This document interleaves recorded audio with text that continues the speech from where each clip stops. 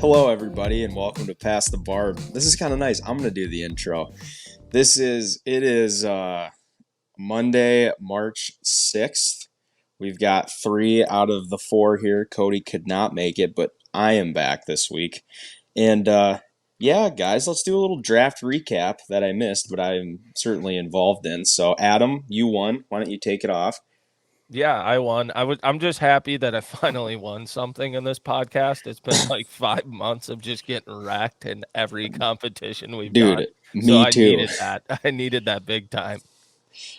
I don't know, dude. I felt like I was going hot on Instagram, and then you post that goddamn poll, and then it all just went downhill. So I don't know what the Who fuck kind of got magic you pulled there, but who got second? Did Pink get second or did Yeah, Cody? Pink was second. Or no, actually, I think Cody was second. I'll look again, but I think Pink got last. See, I liked your board the most. What did you have on there? You had Dots Pretzels. No, I had dots.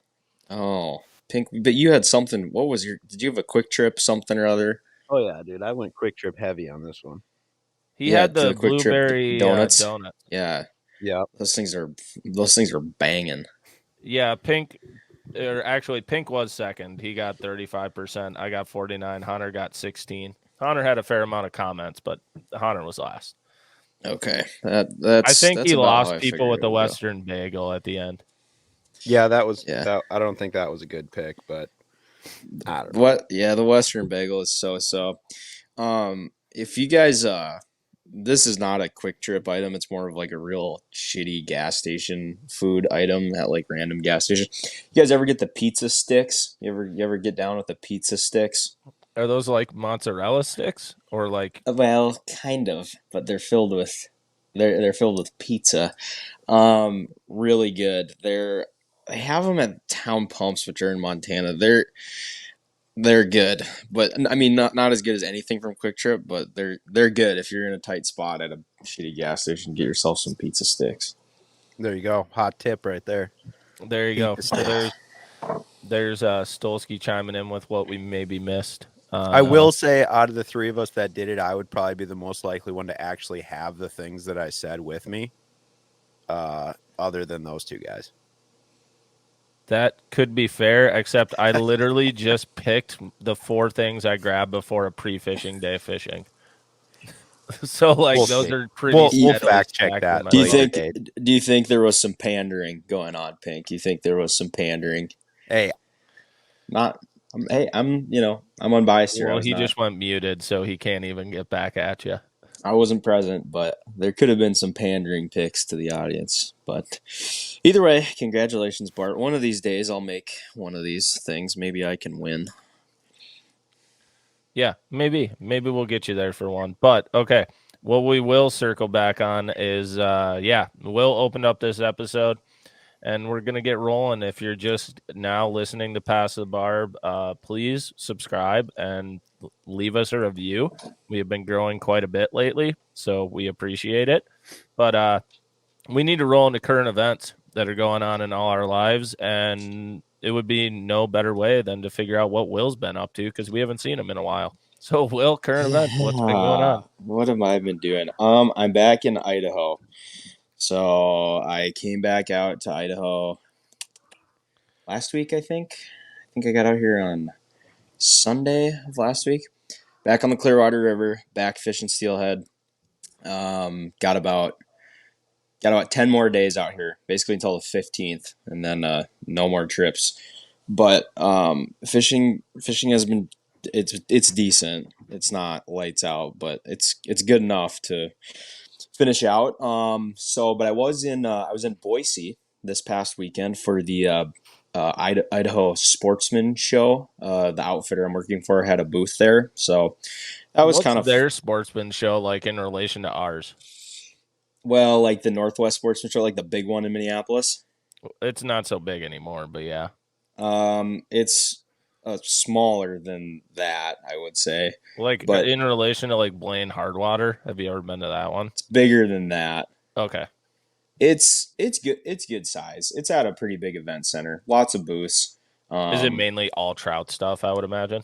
No, really a mix of all different. There was outfitters from Alaska there. There were salmon guys from Oregon. There was guys like us who I'm working for who fish Oregon, Washington, Idaho.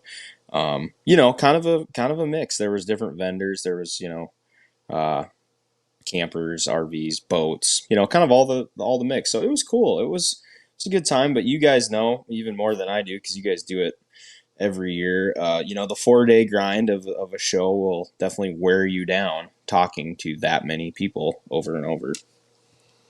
Yeah. Was there anything new there that you hadn't seen before? Like any new stuff that came out? I mean, I don't know what they show at that deal, but Nothing that I got too excited about. The one thing I did like was, and you guys have seen this, the aqua attraction or whatever, sea deck, that kind of stuff. They had a booth there, and they had a bunch of pre-cut like rulers. You know what I'm saying? Like the ones you can stick on your boat, and they're the foam ruler. I like those. That's not really cool or innovative, but I was like, oh yeah, this is kind of sweet. I like that. I forget, but how much are beers at the St. Paul Ice Show? A lot, like Like, $9. okay, they're 9. They were 7 here. How much are mixed drinks at St. Paul? I I don't don't even know if dabble they into have that that, game. dude. I don't. Okay, Yeah, I don't well, even know if that's a thing. a double Crown and Coke, which I ordered, without knowing. I didn't get another. I stuck to beer. Was $16. Good lord, dude. Yeah, I know. She was like, she got it to me. She's like, okay, $16. I'm like, okay, here you go. That's my Damn. dinner. That's Yeah. steep, dude. Yeah, and I was trying to sneak in stuff after that the next day, but they were checking bags and stuff. Like even the vendors, they were like checking. I was like, "Are you kidding me? Like, let me have a little nip, But Damn, you're gonna have to like pregame in the morning, dude. yeah, I know. So, but but overall, it was good. Boise's all right. That's have you guys ever been to Boise? Negative. I have not. It's all right. It's fine. It's fine. Kind of like the way Bozeman is now. No, Bozeman is much more scenic than Boise and way better fishing and hunting. But Boise's bigger. Boise's got to be a couple $100,000. Like it's good size. There's lots of restaurants and stuff, but I was just kind of like, it's just not to sound. I don't know. It was fine. It was a it's all show, good. right? Yeah, it was a show. I had a The fun show probably took away a little bit from that as well. I did have one funny little highlight from the show that I'll share quickly. So we're sitting there last day, me and Travis, one of the other guy I'm working for and who I'm staying with. We're like sitting there, and this girl like comes through our booth like a hurricane, like just like a very like loud kind of, but like really good looking, And A woo girl. yeah, I was like, we both were like, holy Need shit. it. Yeah, she's just like in and out, and I look over at Travis and I'm like, where did she come from? Well, her dad is standing right there and he heard me say that. He's like, that's my daughter. Isn't she beautiful? I was like, yeah. You're like, yeah. yeah. I was like, yeah, she is. So then they leave, or he leaves or whatever. I see him go over to her and say something like, oh, great. Well, like an hour passes by. She comes back to the booth and like talking to her or whatever about like fishing, and she's like, oh, do you have like a business card or something? I was like, well, here's like the outfitters like brochure and stuff. She's like, no, does it have like your phone number on it? I'm like, no. She's like, well, I want your phone number. I'm like, oh, okay. So I like scratch it down on a piece of paper, hand Pull it it to her. together, Will. Pull it together. I hand it to her. I see her go over to her dad, and they're like laughing. I think he made her do it because she never texted me. So it was cool at first, and then not so cool. But whatever. Win some, lose some, wreck some. This is a solid play, though. Yeah, it was. I kind of felt like the man there for about 15 seconds. It was cool. It's nice to get like little wins like that once in a while. You need those. They keep you going. Dude, it looked like you were feeling her pretty good day 2 there. Yes. Yeah, I think that was day 2 or day 3. Banged up in Boise for sure after one of those nights. Yeah, you guys know how it is. I bet like it's got to be even more. I haven't been to a St. Pauli show since I was like in college, but I'm sure it's on a whole different level because you guys know everybody there. Like here, I didn't really know anybody, Yeah. so it was. I got to meet a lot of people, but yeah, for you guys, it's sort of like a reunion of sorts. Yeah. So then it's hard to say no. I don't know how these guys do like 5 shows back to back to back. Dude, I don't. I would be rabid. It's No, a I give grind, man. mad props to like Rello. I know does like all the ones for Elliot and stuff He's a now, and show I'm like, superstar, dude, dude. I don't get it. Like, I don't know Like, how you do that over the weekend and then go work during the week and then just go do it again for the weekend. Like, Right. I would be yeah, exhausted. the worst part is the setup and the takedown of the booth. Like that sucks. Like it's a fair amount of work, especially like at the end taking everything down because you're trying to get out of there. We got done yesterday at 4 o'clock, and then took us an hour to shut down, and then 5.5 hour drive back to Lewiston. But yeah, guys, the guys that do a lot of them, mad respect. I got a lot more respect for those dudes. So For sure, for sure. All right, current event wise for me, I mean, not a ton has changed. I have my boat back in my house. It is in the garage. that's exciting. Yep. And so right before this, like last night, I just sat on my couch for like 6 hours and was just spooling line. And I hate it just as much as I do every single year. So that's super fun. If anyone could figure out a way to just, I just wish I could snap my fingers and be like, boom, new spools. Good. Like I'll re-spool one at a tournament or whatever. But like when you have to do all of them, like all 30 or 40 and put new line on, you're like, this is awful. It's actually awful. So Do you have like a line spooler, or are you just cranking them on? I'm just cranking them on. Just Right sitting on. there watching old Bassmaster clips. It's Yeah. like, come on. And it's like a cranking event too. So all my reels are like 6.3s or 7.1s. So you're like, oh my God, come on. It's taking forever. Yeah. So I've been doing that. Got to have that all dialed in by basically tomorrow is my hope. Because then I got to roll up north to go film a bunch of stuff for next ice season, basically for like all the marketing and product stuff.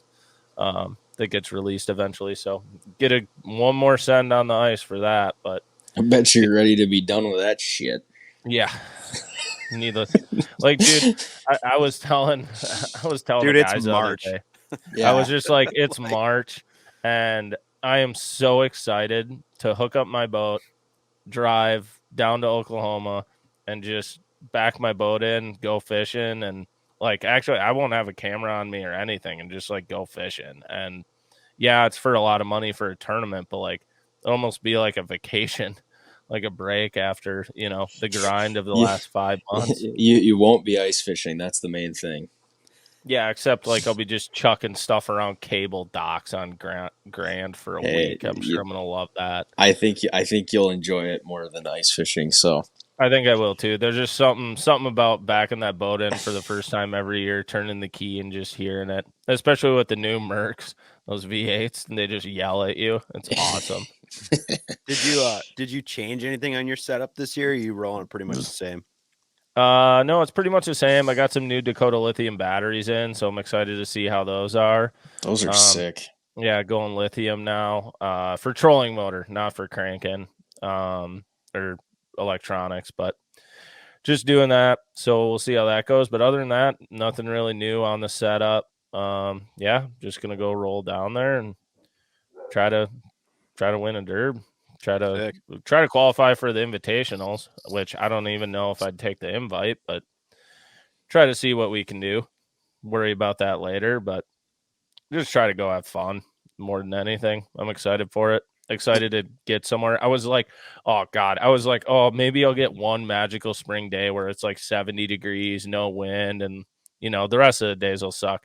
I looked at the forecast. Literally Monday to Sunday is cloudy with a chance of rain. And I was like, well, this is about right.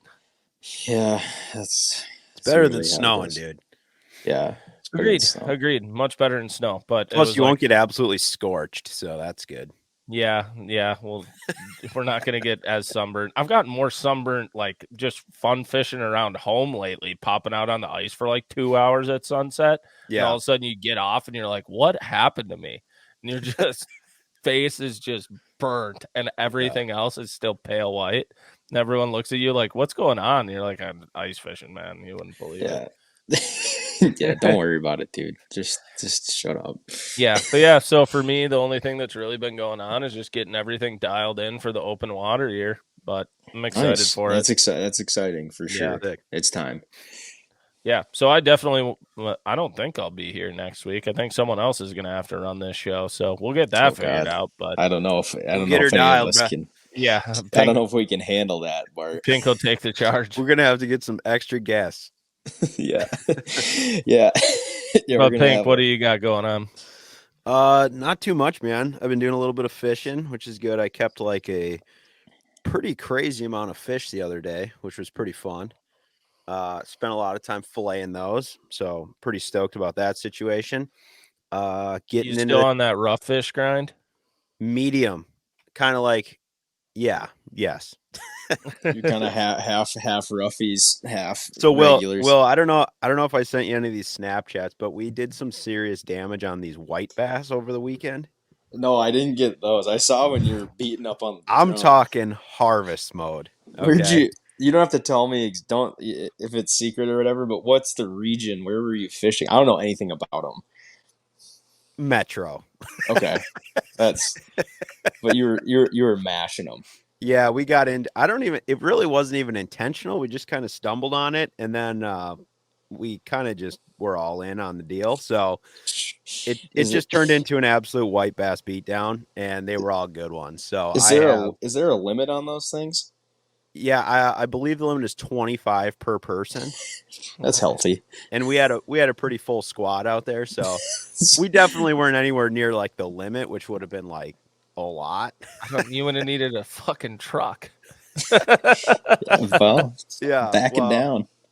Anyway, it was a good time, and like sometimes you just harvest heavy and whatever, Dude, end up with a bunch of meat. So that's awesome. Fully loaded on fish fillets right now. So that's exciting. Cooking with those and doing some stuff. And then I guess just getting into like the time of year, I'm like starting applying for tags and stuff is kind of like game time right now, which always blows my mind because I never am thinking about it. For sure. And then the deadlines start coming up and I'm like, shit, I gotta like actually come up with a plan here. So like most states, the draw deadlines are like at the end of March or like in April. So kind of just going through making a game plan for this fall about just what I'm going to apply for and kind of getting in with some other buddies, trying to figure out some trips. Nice. Yeah, it's crazy how quick that stuff sneaks up on you. I need to get some apps in too. Yeah. But do you have any spring hunting seasons coming up, Pink? The only thing I really do in the spring is turkeys. And I don't really have any major plans for that. I'm probably just going to hunt around here. I got one buddy out in Washington that's been killing some turkeys, so I'd like to make a trip out there. I don't know if I'm going to be able to swing it this year, though, but yeah. There's a whole mess of turkeys out here around Lewis, and there's a bunch of them. I see them all the time. I gotta be able to swing some more time off of work, dude, because there's some stuff like I'd like to go and do some spring bear stuff. But I think Montana, that's over the counter for non-residents.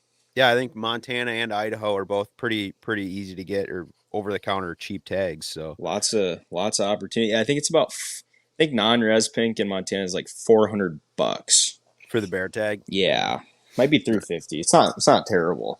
Yeah, no, there's a lot of states that are pushing like bear tags just because they're just got high populations right now. Mm-hmm. Like Colorado has got a ton of them right now, but they don't do a spring season. So right, dude. Yeah, if you ever want to do that, come out. We'll mack on some bears. Yeah, I know where they live. Let's figure something out. It'd be a good trip. I mean, I wanted to do it for a while. I got a spot. Got them birds dialed. Yeah, but that's exciting. This is an exciting time of year. I feel like because, like you said, Adam, getting ready for the open water, hunting wise, getting your apps in, thinking about next fall. It's a cool time of year. I'd like it to be like April, but March is okay. I like this time of year because every time, like even if it's a cold day, like you're driving around, everything's melting. Like no matter what, like just because of the sun power. But I guess also this time of year, I'm not going to get to enjoy it as much as I typically do. I love March Madness. Yeah. And next week will be, I mean, this is conference championship week. I can't next week will believe be it's March Madness. And like, that's always my like, okay, it's spring is when I'm Yeah. sitting down just watching basketball and all that. And all of a sudden you step outside and you're like, oh, it's like 45 degrees. Oh my God. Yeah, right. Dude, that's snuck up on us too. I didn't even realize it's next week. That's crazy. Did you get in? You got like a bracket pool going, or we could eventually get one going. You can't do it until the brackets are out, which will be Can we do a Sunday. pass? Can we do a Well, I Pass just the mean Barb like, one? are you like, you got one lined up? Yeah, or I always do a bracket every Yeah. year. Yeah, I'll do one next week. I've watched like 4 college basketball games, but yeah, I'll do one. Can we do a Pass the Barb bracket thing? That'd Mhm. be cool. If for those that are listening want to get in on it, we can get that. Yeah, set we'll up. make it an open group. Anybody do can it. get in. We'll do a Pass the Barb group. But yeah, I love March Madness. Normally, and I would have done it again this year. I just have this Grand Lake Toyota right on top of it. But normally every year, like everyone gets vacation or whatever from work. When you work for yourself, you don't really get it a lot. Normally March Madness is for me like that Wednesday till the next Monday. I go no work and I just sit on my couch and watch basketball or go to the bar and hang out with friends and watch basketball. So I'm gonna kind of miss that, but I'll do it the next weekend when I get back home, I'm sure. Dude, I kind of want to do something for the Classic. Like I haven't done that in a long time. Like get together with some people to like watch that stuff. Well, and especially with live now. Well, we did it at my house that one time a handful of years ago, didn't we? I don't know if you came. I know Connor I don't think I was there. Yeah. Yeah, I know Connor did. I had a couple buddies over, and yeah, we just set up a TV like in the garage and sat on the boat and watched the Classic. That's always fun. Yeah, we might have to do something like that. Yeah, Knoxville's coming up. That'll be a good Classic too. Be a fun one. With all the live now, it makes it so much better to watch than back in the day when you were like looking at your phone trying to see like what was going on. There wasn't much out there. For sure. Certainly much more entertaining. That Bass Live is pretty cool. Well, and it like goes all day. Yeah, it's sick. Yeah. But yeah, no, we're officially getting into the swing of things for the spring, and it's an exciting time of year. I think we're all pretty wore down with winter. It's the way it gets right about now. I woke up to like 5 inches of snow this morning, which was super sick. And yeah, it'll be gone soon, hopefully. Yeah. Well, and we get that hour of daylight coming next week, right? Where they move the clock again. Seriously? Yeah. So then you get that hour. Wait, do we move it forward or backward? We had this conversation forward, so it gets darker. It gets darker later. Okay, so I lose an hour of sleep. Well, yeah, but you don't have to like be anywhere. Yeah, well, yeah, just like, enjoy. It literally won't affect you. Other than it's my least favorite day of the year. Every year, just enjoy the sunlight. I'm excited for that. Yeah. I want it to be summer. I literally drive home from work and it's dark outside. Yeah. Right now. I'm over it. All right. What's next, Adam? That's current event wise. That's what we got going on. Next one we're gonna roll into since Will hasn't been here for a while. What do we got for a wiki find, Will? This is a pretty good one, boys. You may have heard of this. It's called it's a cult. Okay. Yeah. It's called here we go. It's called the 12 Tribes cult. Has anybody heard of this? I feel like I've heard of this, but I don't know what it is. I don't think I have, but I'm educated. Eager. You may have heard of this, and this is going to be some of this is going to be kind of since I'm on my phone, I can't really look at the page, but I've got it pretty well memorized. So, so the 12 Tribes cult or religious group was started like in the 70s or 80s, and they're a pretty big network of I don't know, it's some sort of offshoot of Christianity, hippie. It's kind of a hippie sort of vibe thing going on. Anyways, they have a lot of businesses, right? That's how they sort of fund the cult. They have a lot of different stuff that they do. Well, one of the things they do is called the Yellow Deli, which is it's a deli, and they have like banging food, I guess. So they have a number of these in different places, but one of the main ones, or the first one, is also it's a hostel as well as this deli. So you guys know what a hostel is? Yep. Yeah. Basically a cheap Airbnb. Right, for sure. And it's in Vermont. So it's located in this town in Vermont that's right off of the Appalachian Trail. Have you guys heard of the AT, the Appalachian Trail? Yeah. Yep. So basically it's at this stopping point on the trail where hikers come off trail, and then they go into town and like, you know, hang out for a few days before they keep going on this like crazy long hike, you know? So that's how they get a lot of their members, right? Unreal. Okay. So they come in, you know, you go to the Yellow Deli, you can stay there like for free. They basically just ask that you donate what you can or your time, right? Oh, so God. like, oh, can you, you know, wash some dishes in the deli or whatever? And so a lot of people end up just staying. They just never leave. They're just like, oh, this is sweet, like, you know, peace, love, and happiness. And I knew this guy named Josh, who I worked with in Alaska like 4 or 5 years ago. Really cool dude. He had done the Appalachian Trail hike, the whole thing. And he said when he got there, and it's well known, like this is no secret that it's like a cult, but he's like, they got there and he was with like another guy, like somebody he met on the hiking trail, like named like Zephyr or something, something like that. Like what you'd expect to meet on the trail. Yeah, that was like his trail name. They all have trail names. It's this whole my thing, dude. God, dude. Yeah, it's like it's a serious deal. So they like go to the Yellow Deli, right? They go and they eat food and they like stay there a couple nights, like they're just hanging out. And then Josh was like ready to go. They've been like there for 2 days. He's like, go, okay, got to keep going, you know. And his buddy Zephyr, we'll call him, is like, nah, dude, like I'm not leaving. Josh is like, what do you mean? He's like, no, he's like, I'm just gonna stay. He's like, this place is awesome. Like they said I can just stay here, and like they have like this commune outside of town. Like it sounds awesome. Like I'm not leaving. He's never seen or heard from this guy again, ever. They got him. He's just a part of. They got him, dude. They got him. Mm. They got him. So Poor Zephyr. yeah, yeah, Zeph. But yeah, they have some pretty crazy teachings. Like when I dug into it, like basically they think like it's the Jews' fault that Jesus died. Like, and they believe that like normal Jews, modern day Jews, are like at fault for Jesus's death. And so as a podcast, we are anti-Holocaust. Is it safe to say they were pro? I don't know if they were. I don't want to. I don't want the tribes coming after me, but they definitely aren't a huge fan just of asking questions. The Jewish folk. Also, too, they have some weird beliefs about black people, like that slavery wasn't that bad, you know, and that maybe they should be grateful for like working and stuff. Dude, I feel like this is the kind of shit that comes back to bite you for searching it on your phone. 100%. Well, I'm totally screwed because I've got this and JFK Reloaded. But some seriously targeted ads popping up on your Facebook, bro. Yeah.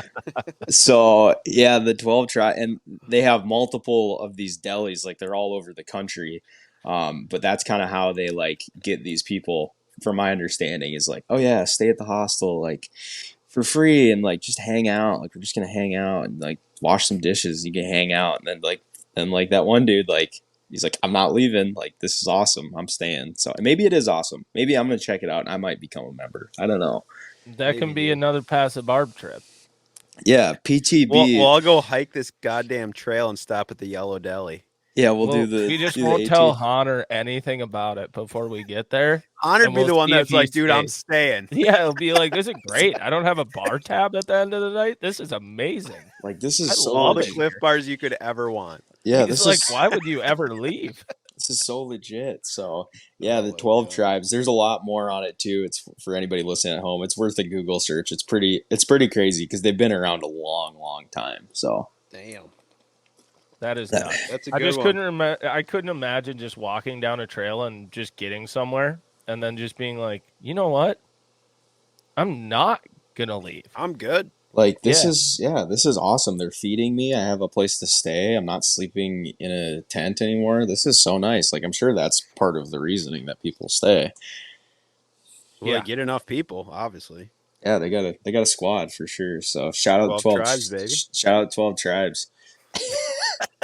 Not all the bad stuff, but I guess the deli's awesome. I guess their food is super. Their food good. slaps though. Yeah, I guess it's mega. They just got to be drugging the shit out of people with that food.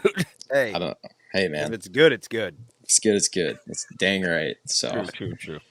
All right, so now we'll move on to another segment. We haven't done this one actually in a long time, but we're gonna bring her back. And we're going to what in the world is going on. So with this segment, just talking about stuff that's going on in the outdoors world, or I mean, could be outside of it, but we try to keep it kind of centrally focused more to the outdoor world stuff. But anyone got one they want to dabble in on, or I can lead her off? What are we thinking? You can start if you want, Adam. Okay, Pink got muted, so I didn't hear his response. This Oh, Wi-Fi. You go. You got I it. was going to say this Wi-Fi upgrade you've gotten at your house has been astounding. Yeah. Okay, so my article is, I'm just bringing it up so I got all the details. But this year on Mille Lacs, it's going to be, I mean, the first year since, I'm sure it says somewhere in this article, but it's a long time that you can fish for walleyes all year. They opened it up, walleyes all year on Lake Mille Lacs. Is there a harvest limit, or is it just you can fish for them? You can harvest all walleye between 21 and 23 inches or greater than 28. But you can gut hook all the little ones you want and let them go. Yep. You Bingo. can do that. Just checking. The fact that you can actually fish for a walleye out there from mid-June through the end of the year, that hasn't happened in a long time.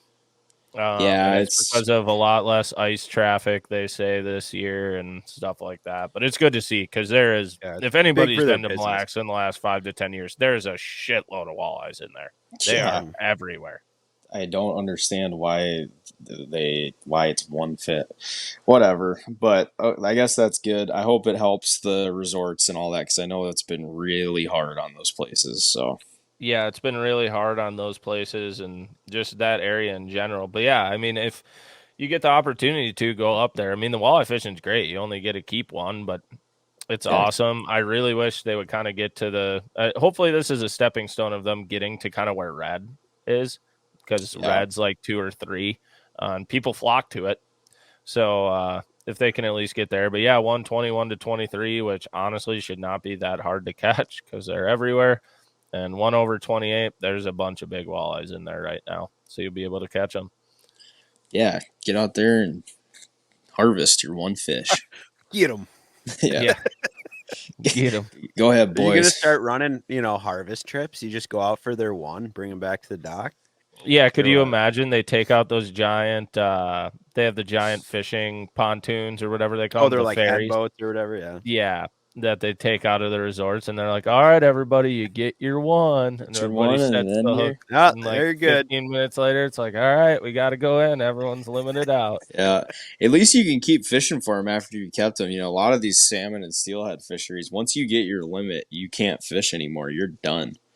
Oh, really? Like you're done ski. So, yeah, like out here, hatchery steelhead that's 3 per person, which is fairly hard to do. But yeah, I've had people, we've had people that have limited out. And you ask them, you say, well, do you want to let this one go, or do you want to keep it and be done fishing? And most times they say, yeah, keep it. I'm done. So is that probably because like hooking mortality or what? That they just don't want people to keep. Yeah. Yeah, I think so. I think it's a good thing on salmon and steelhead, but like for walleyes, I wouldn't make any. And obviously they're not doing that. You can still catch and release, but yeah, I think it's a mortality thing. So they seem to be pretty like fragile fish though, especially like in their gill area and stuff. Yeah, and just the way that they eat sometimes, especially if you're fishing bait, especially salmon, they'll suck it down. They'll swallow stuff and they'll bleed out. So I think it's a good thing for those kind of fish. But yeah, I don't know, Pink. Like you said though too. I mean, how many? If you're fishing, walleyes, you end up gut hooking a fair amount of them. How many of those little fish on Mille Lacs end up just dying? Right. Well, and like tons of people are live bait fishing. Harnesses. Yeah, for sure. So I'm definitely not like anti-bait, but I don't know. That lake, the management of it to me has always been a head scratcher. So yeah, it's wild what's going on over there. But it's exciting news though. I'm glad that they're allowing it, I guess. Yeah, it's been a long time. So for sure. Yeah, that's the one I saw pop up. People seem pretty pumped. I mean, some people are pretty pissed still, but you get what you can. Yeah, at least they got something, right? Yeah. I definitely wouldn't want to be. I wouldn't want to be the guys making that decision, because there's no way you can ever make anybody happy. So it's definitely a thankless job, but yeah. Well, you'd like to think that there's like some reasoning though, other than just pressure that they're like, oh, we should just let people do it. Yeah, definitely. You know? I hope there's some sort of scientific backing, but who knows? All right, Pink, what do you got? All right, so I dug into this one. Just I started seeing it on like all over Facebook, and then I figured I'd just look into it because there was this clip.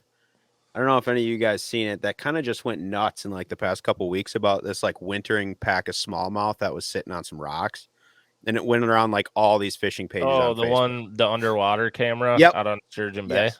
I I think think it I was did. Sturgeon Yeah, Bay. I did see Okay. this. So there's a new documentary film coming out. That's what it's from. So it's called All Too Clear. It's like a documentary about the effects of like quagga mussels and zebra mussels on the Great Lakes. Okay, so it's like an invasive species documentary, kind of like I want to say like a Planet Earth sort of situation, but probably not as much of a like stoner vibe as like David Attenborough, you know? It's like some lady narrating it. But anyway, so I dug into it, and I guess the film doesn't actually come out until next spring. So it says like early 2024. But the team that like is putting this together has some of the most unbelievable underwater footage because the Great Lakes are super clear right now from all the mussels that are in there. And they got this like state of the art underwater drone that they're using to like capture all this footage. And they have an Instagram page right now, and they've been posting clips on their Instagram, and they are unbelievable of like all these different species of fish in the Great Lakes. What is the what's the handle? Yeah, what is this? I want to see It's this. All Too Clear. Okay. Is the Instagram? I believe that I'm gonna pull it up right now. I'll go on their website, but yeah, or All Too Clear Film, I think. All Too Clear Film is the name of their Instagram. And they have probably, I'll say, a dozen or more of these underwater clips of all these different fish. And that smallmouth one is on there. That's probably the sickest smallmouth clip I've ever seen, by the way. It's a wintering group of smallmouth just laying on the bottom. And it kind of really shows like how inactive they can be. But I think this film is going to be sick because it sounds like they've connected with like commercial fishermen on the Great Lakes and they're getting their take kind of on some things. And then obviously like a bunch of scientific backing. They're working with some research facilities and stuff.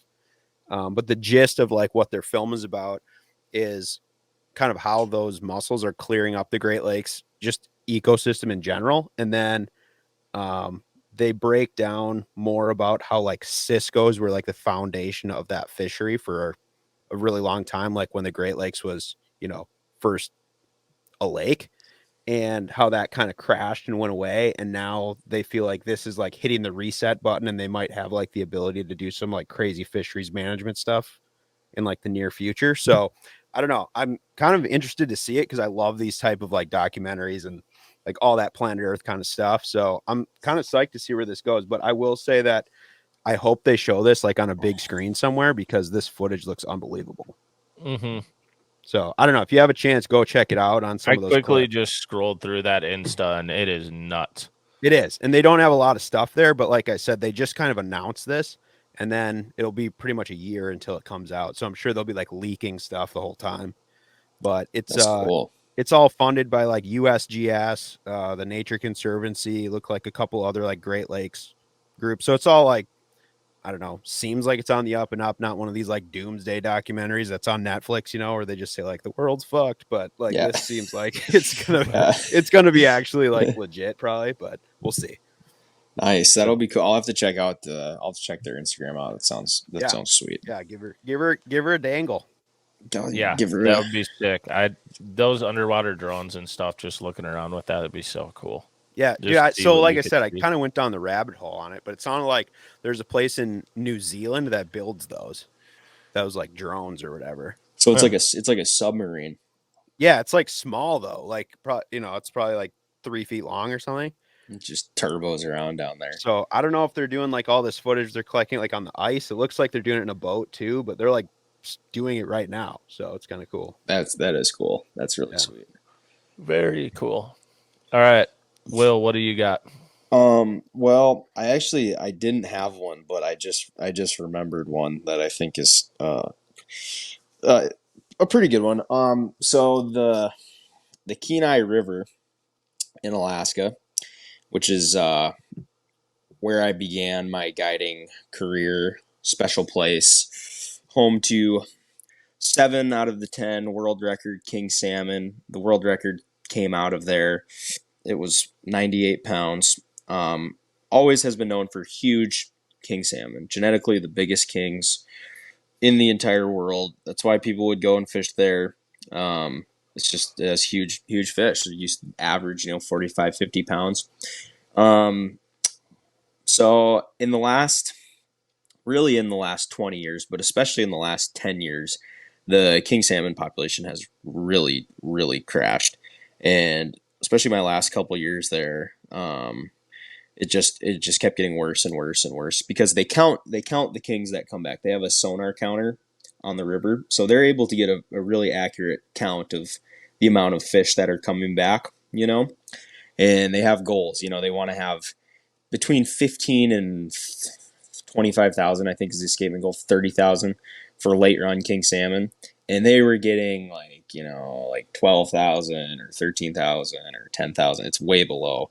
So, anyways, this year, as of like last week, they made the call. The Kenai is closed to all king salmon fishing before the season has even started. It's been closed before, but it's always after they start getting counts and they see that it's bad.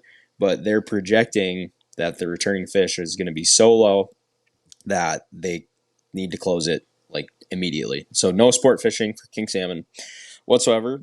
But what that means, and what I'm excited about, is that the sport fishing regulations are paired with the commercial fishing. So they commercially fish the Cook Inlet, which is where the fish come into before they go into the river, and they net it. They gill net it. But they have paired restrictions. So since it's closed to sport fishing, it'll be closed to commercial set netting as well, which is a good thing because that means that every king salmon that's river bound should make it, because they're not going to get caught in a net and they won't be caught sport fishing. So I think it's a really good thing. It's shitty, but it's a good thing. So yeah, it's interesting they made this call this early. I'm sort of surprised because usually it doesn't happen until middle of the season. So Do they think that the reason for like the population crash is just like straight up over harvest, or is it that there's like other factors that they're not like successfully spawning? yeah, I think there's so many theories on it, but ocean conditions is one of them. The oceans are warming, which has been not good for the bait source of the kings when they're out in the salt. The other thing is they have these, and we've talked about this, the giant Right. trawl boats that are mopping up not just salmon but everything in their path. And I do think that over harvest had a lot to do with it. I think also too, and I'm not just going to blame the commercial fishing guys. I think sport fishing guys had a lot to do with it too in the 80s, 90s, and 2000s when the fishing was really good, and they would. Yeah, at that time you could keep two per year, but you'd catch a 40 or 50 pounder and throw it back to try to get a 60 or 70 pounder, and then I think if you keep killing all those big fish, eventually your gene pool dwindles down a little bit year after year after year, or Right. you're just trying to kill the big ones. So I don't know. It's definitely sad to see it happen. My dad guided up there, and for a long time. So I went up there when I was pretty young, and I got to experience some really good king fishing. So I'm thankful for that. I hope that maybe this is the turning point, but you almost kind of feel like, is it too late? I don't know. I mean, I don't know what the answer is, but yeah, kind of crazy. It's the first time in history this has ever happened that it's been completely closed before the season has even begun. So Hmm. yeah. Which would be interesting to see like how that affects it, because I know like those salmon populations from stuff that I've seen have been like very sick like anyway, Hmm. and like when they're talking about fish that are like returning, in the years where they regulate it super heavily, that there's the population could definitely boom like pretty quick, I think. Yeah. But I don't know. Like fishery science is just wild, dude. It's really crazy because there's so many variables that humans can't control, like there's just so much that happens to fish in the ocean, or even, just natural phenomenons that we don't have any control over. And then trying to manage, based on that is super challenging. Right. So, yeah, I think it's a good. I think it's a good measure. I don't know. The entire state of Alaska, the king salmon fishing has not been very good for the last 4 or 5 years. So maybe things will make a turn. I don't know. It'll be interesting to see what happens, though. Are there any other? I guess I don't even know for sure. Is there any other salmon species that run at the same time as the kings, or no? Yeah. So sockeye, and that is the main harvest fish for commercial fishermen. They want the sockeye salmon. They'll come in at the same time as the kings do. So, like the guys that are out there commercially fishing in the inlet, set netting, they want the sockeye. That's the big dollar fish. They don't want to kill kings either, but just inadvertently, the kings get in their nets because they're running with the sockeye, and so a lot of that can't be helped. But yeah, so like the guides up there, they're going to be all right. They'll fish for sockeye, and they'll have silver salmon and in August and September, and like trout too and stuff. So everybody's going to be fine. I mean, the writing was on the wall. The king salmon fishing hasn't been very good, and the guys I know that are still there, like they don't hardly run king trips, even if it's open, because it's not very good. And they tell their people, hey, it's not that good. Like, let's just go fish sockeye because that's good. You know what I mean? Yeah. So yeah, I don't know. It's pretty nuts, but I hope that it comes back someday to, even if it's a fraction as good as it once was. You just hope that somehow a population can rebound. So Yeah. Have We'll you ever definitely have thought to about watch it. going back up there, Will, or are you done going back up to Alaska? I'm done with the Kenai.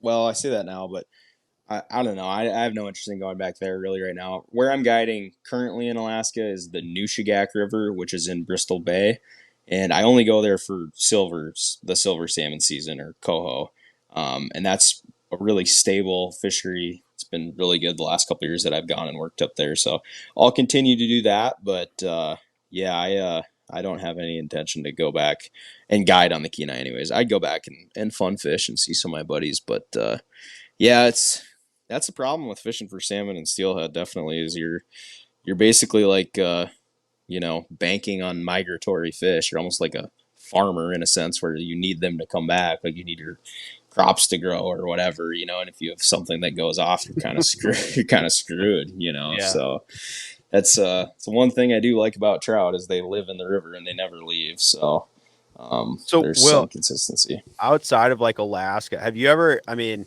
because I know the fishery is so much different, but like, have you ever done anything with like the Great Lakes trout and salmon? So I never have.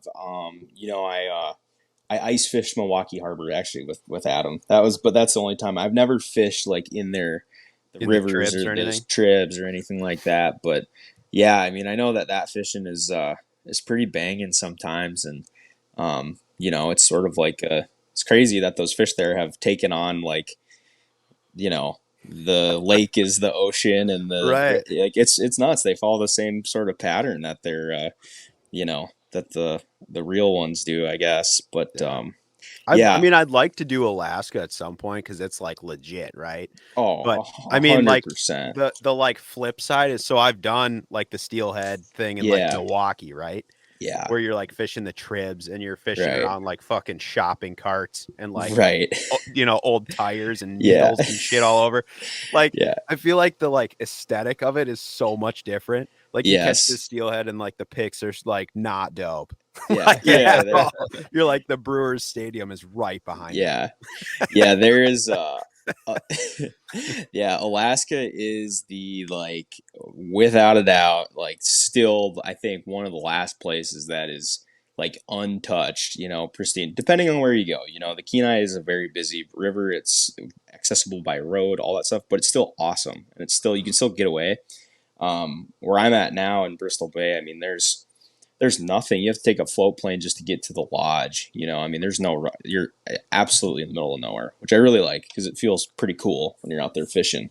But Yeah, it definitely has like, even if you have a bad day of fishing, you still like look around and you're like, oh my gosh, this is pretty cool scenery wise, Right. No, Alaska just seems badass no matter what you're doing. So Yeah, and it's a mega. You would love it, Pink, too, because it's a mega harvest. I mean, yeah, dude, I got to come up there sometime. it's like you'd leave and you'd probably have like 5 or 6 fish boxes. Like you'd be coming out with like 500 pounds.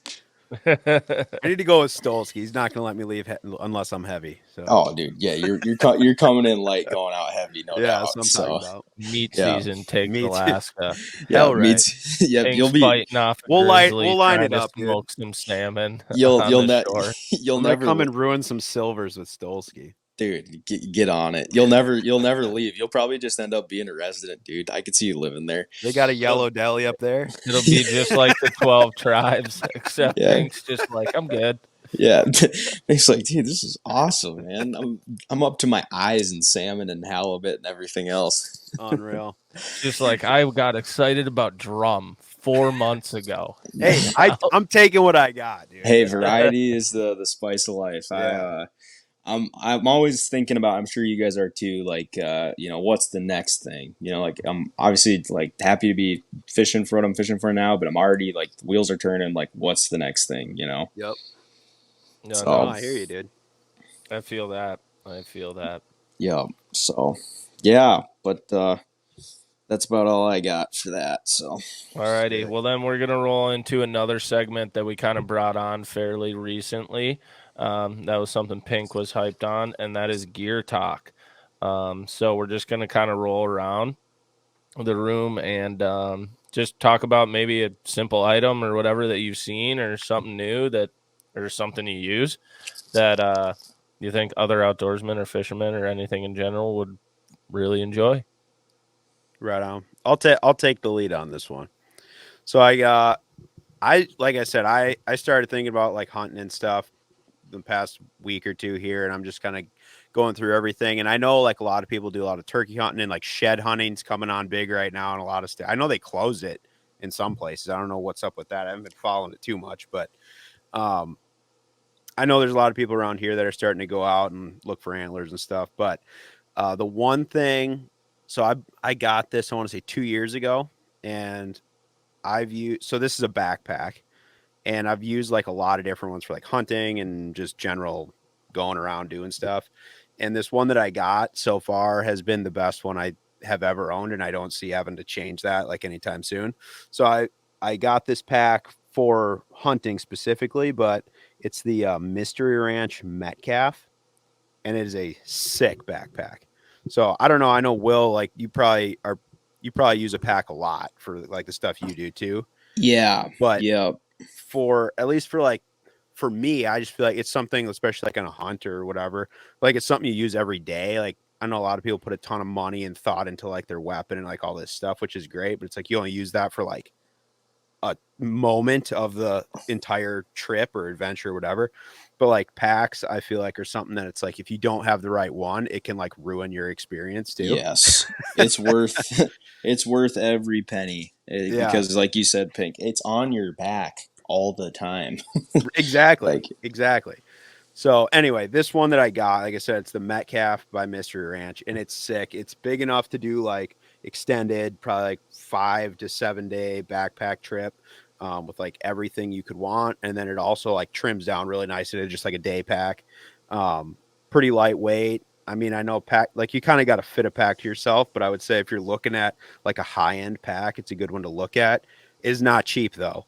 I would say it's like just under $500 probably for that one. It's like got some carbon fiber in the frame and everything, so it's ultra lightweight, super nice hip belt. Like I love everything about it. And so I've ran it for 2 seasons now, done a bunch of hunts, packed a lot of meat with it, and had 0 issues. So if you're looking at one, I don't like work with them. I don't do anything with Mystery Ranch. I bought it straight up, and not pissed about it at all.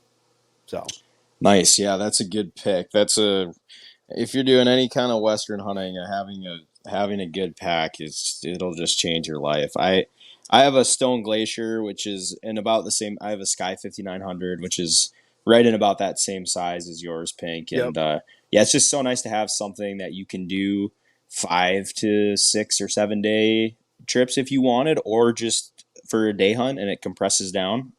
It's awesome to have that versatility. So Yeah. And yeah, I've that's a heard guys say they did longer, like they were doing like 10 to 12-day hunts on it. But I mean, these are the guys that are like cutting the fucking handle off a toothbrush to save a quarter ounce, you right. know? So like, Yeah, I'm yeah. not that guy, but They're taking their freeze dried meals and they're emptying them out into another vacuum seal bag and then yeah. vacuum sealing it to save like 2 ounces. But Yeah. yeah, no, that's a solid pick, and definitely a necessity for any kind of Western hunting. Right on. Will, what do you got? I'm gonna keep the theme going here, Pink, with we go. bags and not so much a pack, but Are we getting a visual on this one? yeah, this is kind of sweet, boys. This Since is I'm for our on the YouTube listeners here. on the phone. Or wait, I don't know how to really flip my camera. Oh boy, this is where it goes downhill. Hold on, we're challenged here. So this is the Yeti backpack. I don't know if you guys can see that. So Okay. it's the Yeti.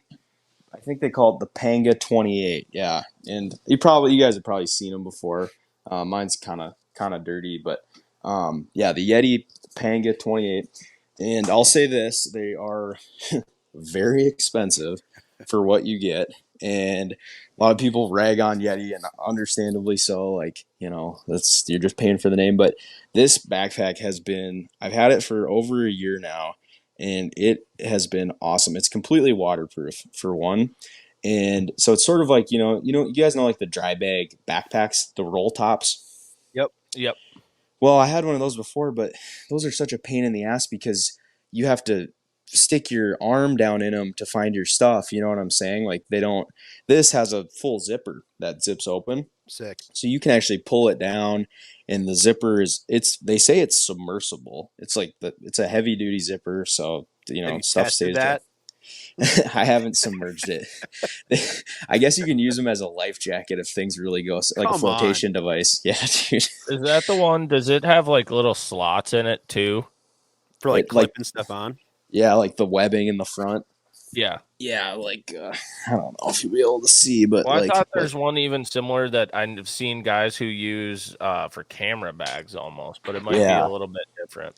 Yeah, in this it's not a cooler. It's not one of their cooler backpacks, but it's just a backpack. But yeah, I take it with me on the boat pretty much every single day that I'm fishing. Just to keep like my own personal stuff in there, like gloves and hats and like rain gear and snacks and all that stuff. And so yeah, I definitely recommend it. It's a really, really nice like boat bag. Nice. Or if you're doing a lot of like if you're fishing from the bank or whatever, like hiking around, I've used it for that too. It's really nice. So yeah, we'll stay with the kind of backpack theme. So mine is the Yeti. What kind of straps are on that bad boy? How do you mean? Like like the actual backpacks, are they padded or like what's this? It's kind of got a padded back a little bit. It's certainly not like something I would want to wear for like miles and miles. Yeah. But adjustable straps. I do like this thing on the side. You can grab it like that. Like it's got a little sick, yeah. grab bar, which is really nice. I use it also as my carry-on when I'm flying. But yeah, overall, I've been very pleased. I was skeptical when I bought it because like, God, this seems like a lot of money for a waterproof backpack, but it's definitely done its job so far. So that's sweet. And I get what you're saying about those roll top ones because it is a pain in the ass and you can't ever see what you got in there, and it's like yeah, dude, and stuff gets lost in there. You forget you have things. Like I like this one because I can stay fairly organized and at least know where everything is. So yeah, that's a good one. Mine is not going to be on the backpack train, so we're going to leave that. And I actually don't have one. I need to order one. So and this is just hearsay. Yeah, but this is this is based on Google reviews. No, this also just goes along with just a general topic for any fisherman this time of year, and it rolls right into my current event thing.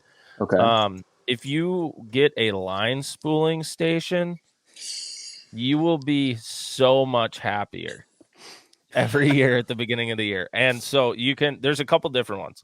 And that's what I wanted to talk about with this. Cause I've needed to get one and I really do. but they have like the larger ones you can get that obviously fit, like they're almost like a triangle, and they fit like, I don't know, like 8 to 10 different spools of line, and you can just leave them on there back in your garage, say whenever you get home. But then Hayden would always have one when we were traveling fishing the team trail. He had one that was literally just like a suction cup and a bar basically with a little bit of tension on it, and you could just jam it on your motor. So when you were spooling at the end of the day or whatever for the next day, you could just spool that way. And then I know Berkeley, I think it's Berkeley, has the a line remover tool.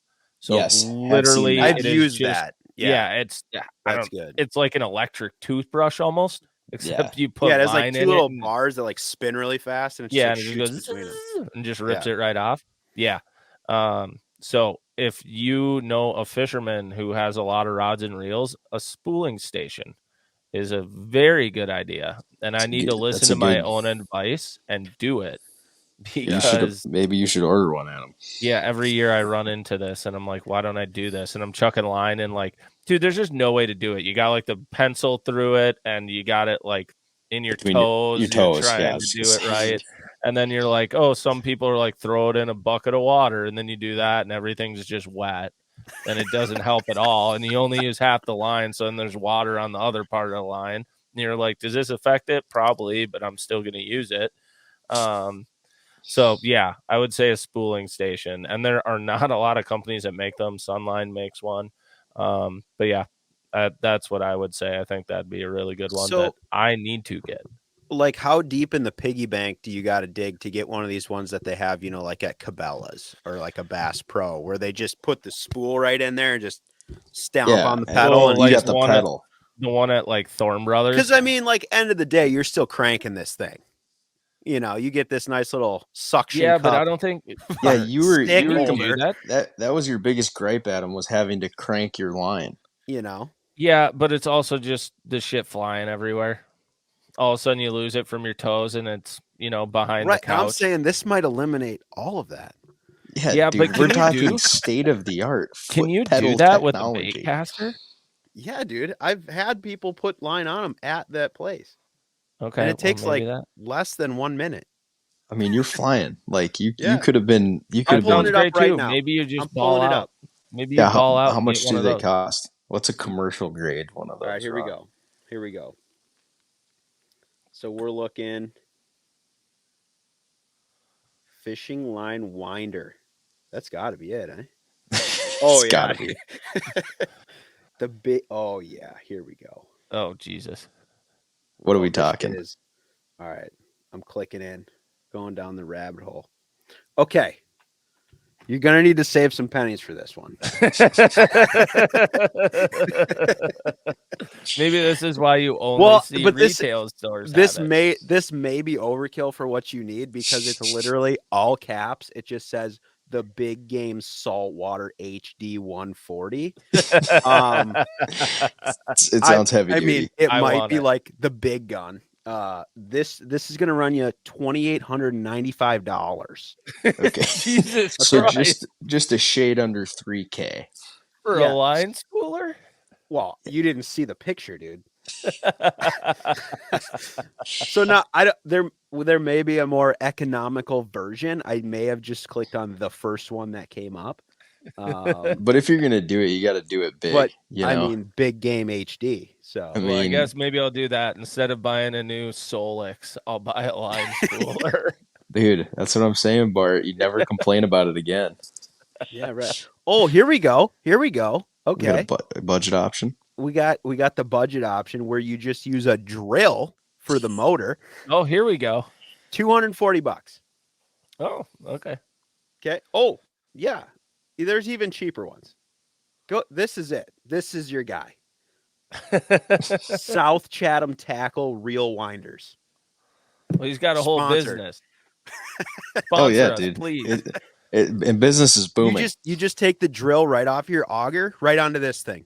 Ice fishing done. We're back in open water mode. You just pull it right off. It's just seamless. You already have the drill. It's just rotting away, sitting in your garage. Yeah, you ain't building anything anytime soon. From leaving it on the wheeler, driving all the way to Maine because Griff was like, "Yeah, it'll be fine."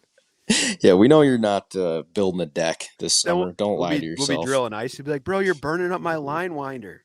Yeah, dude, easy on that. Whoa, I got whoa. spools to fill. Yeah. Whoa. Okay, Take so it easy maybe, on maybe do a little shopping. I'm not saying this was the most in-depth research I've ever done, but, that. But it looks like we just solved all your problems, Adam. yeah, I mean, seriously. Like, what is this Berkeley thing running? I mean, it's what's, $200 more bucks, What you gonna do? Yeah, moderation is for cowards. Oh yeah, for It's just sure. money. Yeah, like numbers get on a more screen, of it, dude. right? Yeah. Yeah. Well, there you go. All right. Well, I like Line it. winding station. Good pick there. That was some Why? good gear. That was some good gear talk there, boys. Yeah. I had another idea, and then I was like, man, this just kind of rolls right into what I was complaining about. So, how many reels did you spool today? Yesterday I did 12. Once we're done here, I got to do 3 spinning reels. Are you like and a bulk couple spool, other or rods. you just got a bunch of like filler spools? No, I got I don't know, 10,000 yards of line sitting on my. In like one. What I mean, are you got like the big bulk spools, or are they like? Yeah, they're all 1,200 yard spools. nice. I just have to grab Oh, yeah. whichever one and put it on that rod. But Nice. honestly, the bigger problem, which is where this Berkeley tool would be great, is pulling the old line off. Yes. Yeah, Yes. Adam, I That think is you the can. worst part. They're just windmilling or what? Yeah. Dude, my fucking traps are gassed right now. Dude, Yeah. find a kid, Adam. Find a kid in the neighborhood and just have him run up and down the driveway. Yeah, or just like hook it on your car and just drive away. I could actually just hook it up to Baxter and throw a tennis ball. He just goes. I like the car idea. Just drive it. Just click just- the bail open and just head to the grocery store. Just drive until you feel like it's enough. You know, You just see the rod just fucking just coming just behind. dragging down the road. There's sparks flying. It's dragging so fast. Save you some time, maybe though. Yeah, it saves you some time for sure. Yeah, it would. But then I'm not sitting there just watching old Bass Live coverage of people getting 3 bites a day. See, on Grand. deep down, you like it. You like the process. No, Yeah. I don't. I like the Yeah, you do. process of finding the fish. I don't like the process of rigging. Just Bart, sounds like you you're maybe married. have weak traps. Is kind of where I'm getting out of this. Yeah, maybe Yeah. I recommend tricep extension. Oh no, that'd be triceps. What's traps? Shrugs. Shrugs. Yeah. Whoa. Yeah. See, there you go. Just every podcast from here on, I'm just gonna sit here just with weights on my side. You're gonna come back next time and be like this, and you'll be like, "Yeah, dude, I've been spooling a lot of line." You're gonna be like, what the fuck were you saying about the line spooler? Yeah, Pussy. don't need that shit. Oh man. Oh shit! Is that what you're doing tonight? Now after this? Yeah. I just got. In all reality, they're just backup rods because I'm probably not going to use any of them. But I need to just at least have Hey. them. Gotta be prepared, man. Got to be prepared. I have the Mar- ones that I'm like, okay, this is probably what I'm going to be using, all done and rigged already. Married But married to the game. got to have a couple other ones rigged up, and yeah, that won't be good. Word. Put everything in the I like boat it. tomorrow and update the graphs, and What day you leaving? I'll be driving down Saturday Saturday. Okay. Nice. at some point in time. I'm Well, not that'll sure be when sweet, Bart. exactly I'll be leaving yet, but I'll be driving down Saturday at some Well, point. If we can get you on the pod next week, I mean, it'd be kind of cool to have like a midweek update. But Yeah, we will see what be in my touch. phone service. our people will talk to your people, and we'll arrange. Yeah, we'll try Conversations to will be figure it had. out. It might not end up having to be a phone thing. I'll bring the stuff with and see. Hey man, the phone. There's no issues over here, baby. Yeah, He's yeah. rocking. No, we're just gonna have to see what cell service is like and stuff. Because I remember last time I was at Grand, it was That's fair. various. Just keep us in the loop. The We'll Wi-Fi is figure it out. definitely not an option. I do remember that. Yeah. Wi-Fi ain't great in Grove, Oklahoma. Yeah. Well, I got some, and we'll talk about this next week, but there's a good chance the whole month of April for me might not be great for service because I think I might be homeless. And I'm not kidding. We'll Oh, touch on God. it next. We'll touch on it next Stolski's week. living but- out of the truck. I thought you man. said you were moving. Well, I am, but the place I was supposed to move, I thought I could get in there in April, and I can't get in until May 1st, and I have to be out of my place in Bozeman at the end of this month. So Stolski's moving out. So I'm kind of in limbo right now because I have to leave Bozeman at the end of this month, and then I'm supposed to start working in April, but I can't move into my new place until May. So there's gonna be some things to be sorted out. There's a gap. Jeez. Yeah, Well, you're just gonna fill up that brand new boat full of stuff. dude, I know. So that's what I'm. I just can't wait for 4 weeks of episode in April. We're gonna make Will clock on for like 5 minutes and be like, "So what's it like being homeless?" And he'll just be sitting on a corner shaking. Like, no, I definitely won't be like in town. I know what I'll do. I got this teepee, the Seek Outside teepee. If it comes down to it, I'm just gonna be teepee creeping for like 3 weeks. Will's putting up a base camp. Yeah. I don't want to. I hope I can find All something, his dude. belongings are just going to be like around this tent. Yeah, dude. I'll be honest with you, boys. I'm a little stressed about it. I haven't been thinking about it too much because I've been out here working, but gonna have to do some serious figuring out when I get back to Montana. Rent an Airbnb for $5,000 for a month. I looked at them, dude. They're so expensive. I'm like, this Unreal. isn't gonna work. So I don't know, but we'll have more on that next week. Maybe something will shake out. So developing Will might be homeless. That's sort of the new topic. Yeah, we talked about a lot of different things in this episode, and the title name is absolutely going to be "So Will Might Be Homeless."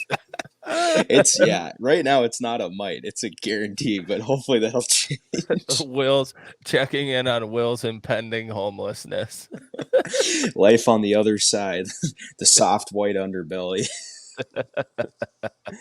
But yeah, I'll keep you boys posted as we get closer. So any Past The Barb listeners, help Stolski apartment shop for 1 month. If anybody knows anybody in the Helena or Great Falls area in Montana that has a bedroom that they want to rent to me for literally only 3 weeks, that's all I need it for, 3 weeks. I'm a good roommate. That'd be huge. So just keep me posted.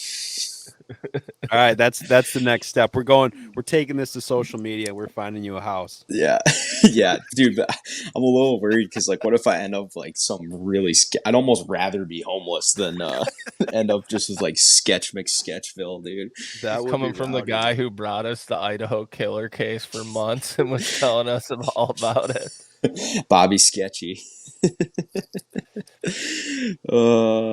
Yeah, you'll boys. find something. Just go out to one of those wilderness preserves or whatever that are all around you that you hunt in, set up your tent, and be like, well, I guess I'll be here. Oh yeah, I already know where I'm gonna go if it hits the fan. I got a sweet spot it's gonna be right on the river, so I'm gonna hang with the boat and my teepee and just kind of kick it. So, and I'll be fishing, so that'll help. But until you want to go home and shower. So he's coming back to his frozen ass cot in the middle of the night. That's the worst thing, dude. April in Montana can get nasty. Yeah, man. But more to come on that. But I thought I'd share with you guys that. This sounds great on the content front. I'm all for this. Yeah, should be a GoPro or two. We'll make a whole vlog series. Will's homeless. No, I was like telling one of my buddies about it, and they're like, I was like being serious. I'm like, yeah, this kind of sucks. They're like, no offense, dude, but it's absolutely hilarious that this is happening to you. Yeah. I'm like, well, okay, cool. Oh boy. All right, boys. Well, I'm looking forward to the rest of that story. So. Yeah, that'll be good.